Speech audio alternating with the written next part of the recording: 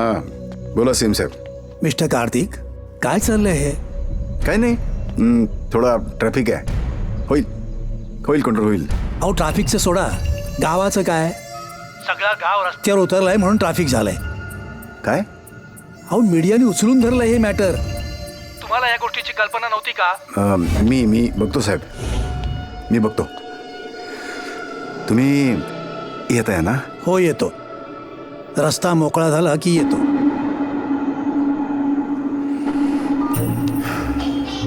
डोक्यात धडधड. बोला कार्तिकजी. काय चाललंय मासिंग? सीएम साहेबांच्या स्वागताची तयारी. सीएम साहेबांच्या स्वागताची? हो. कसे येणार सीएम साहेब? तिकडे तुमचा अख्खा गाव रस्त्यावरती उतरलाय. दुनियाभर न्यूज झाली. ऐक मनसिंग, माझ्या या ड्रीम प्रोजेक्टला, माझ्या या मेगा सिटीला काही झालं ना तर मी कुणाचाही खून करू शकतो, अगदी तुझा देखील.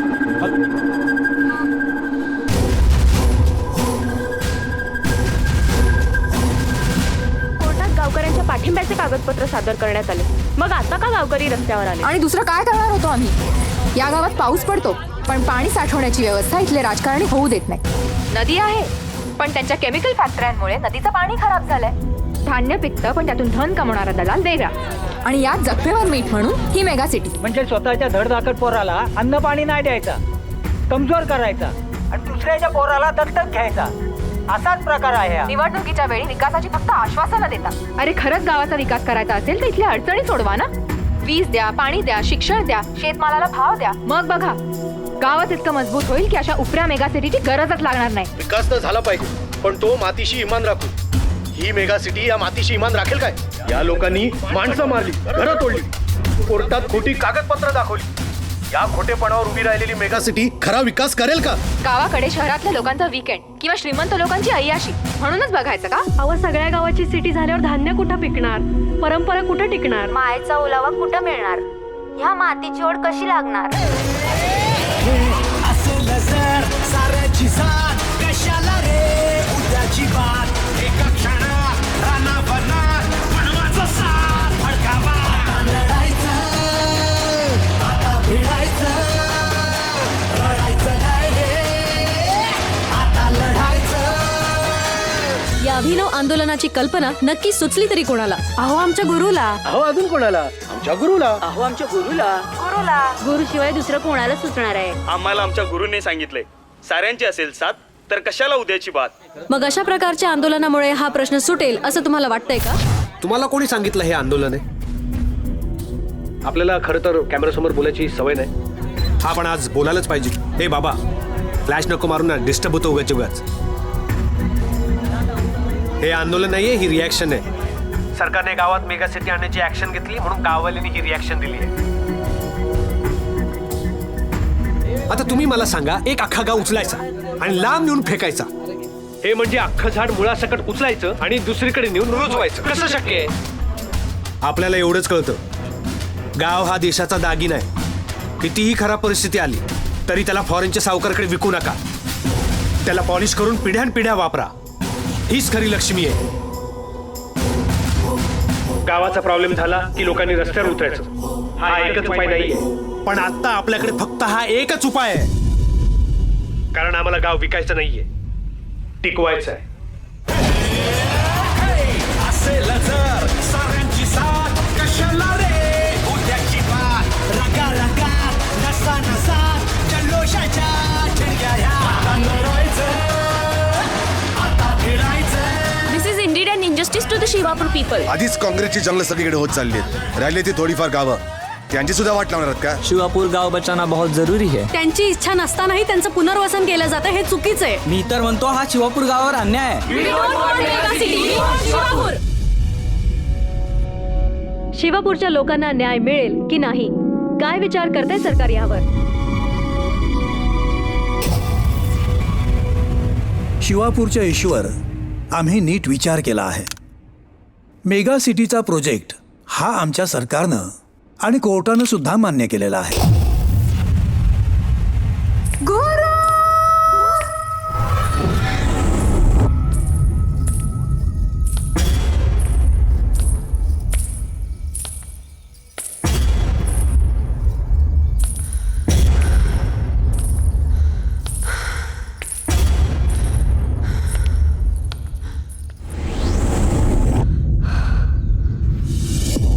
मेगा सिटीचा प्रोजेक्ट हा आमच्या सरकारनं आणि कोर्टानं सुद्धा मान्य केलेला आहे.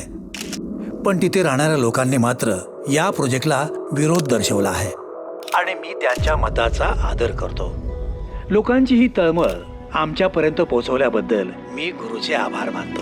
आमचं सरकार महाराष्ट्रातल्या जनतेच्या विकासासाठी वचनबद्ध आहे आणि त्याच भूमिकेतून मी असं जाहीर करतो की मेगा सिटीचा प्रोजेक्ट हा रद्द करण्यात येत आहे आणि त्याचबरोबर अशा अभावग्रस्त गावांच्या विकासासाठी समिती नेमण्यात येईल. धन्यवाद.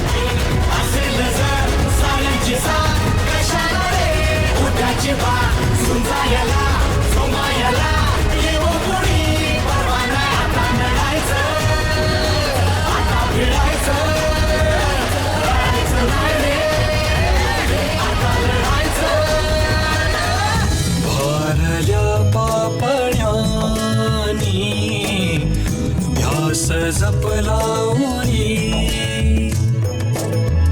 जिंकतो तो जगाला नाव कोरतो जो मनांच्या वरी घे यशाचा वसा.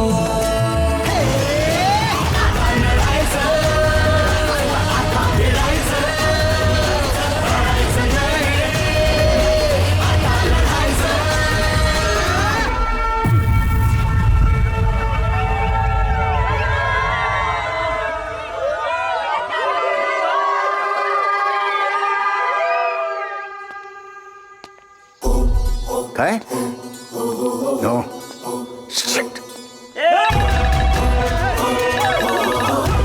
Hello hello. हा खेळ तू जिंकलास असं वाटत असेल तुला, पण नाही, कारण हा खेळ संपलेला नाही अजून. तो मी संपवणार. गावाला वाचवलंस, पण भावाला कसं वाचवशील?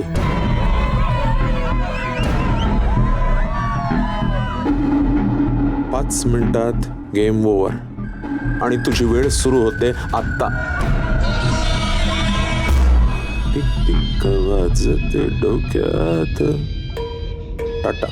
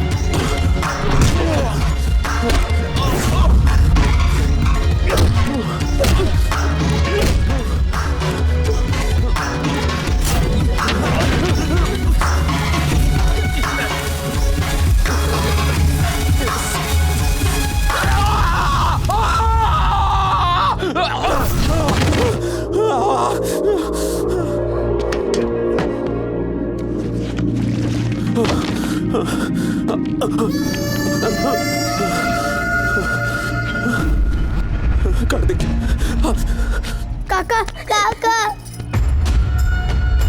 मानसी, तुला माहिती होतं ना, हे प्रोजेक्ट माझ्याकरता फक्त प्रोजेक्ट नव्हतं,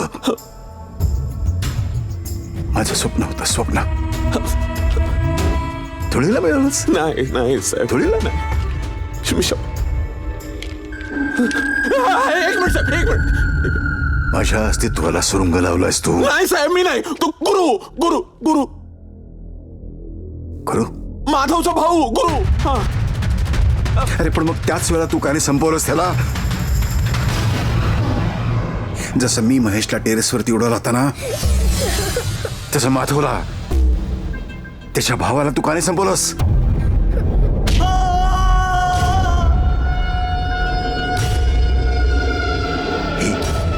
ही एक चूक किती मागे पडली माहितीये?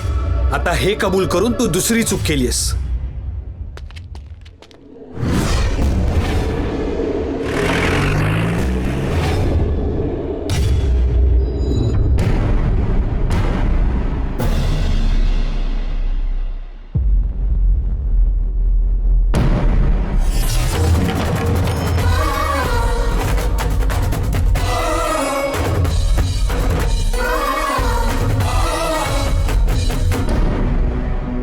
तू ज्याला मारलायस ना, त्या महेशचा बाप आहे मी.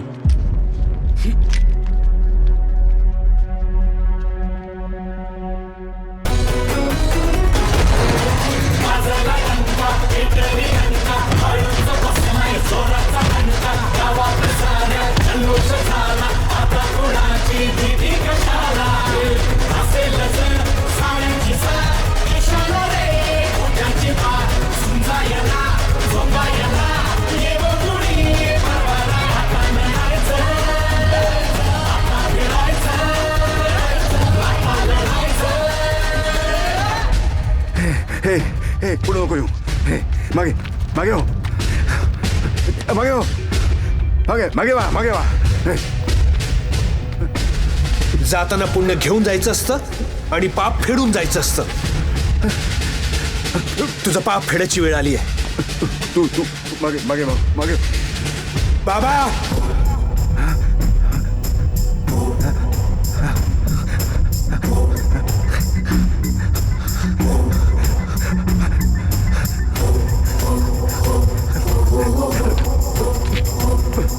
मागे मागे.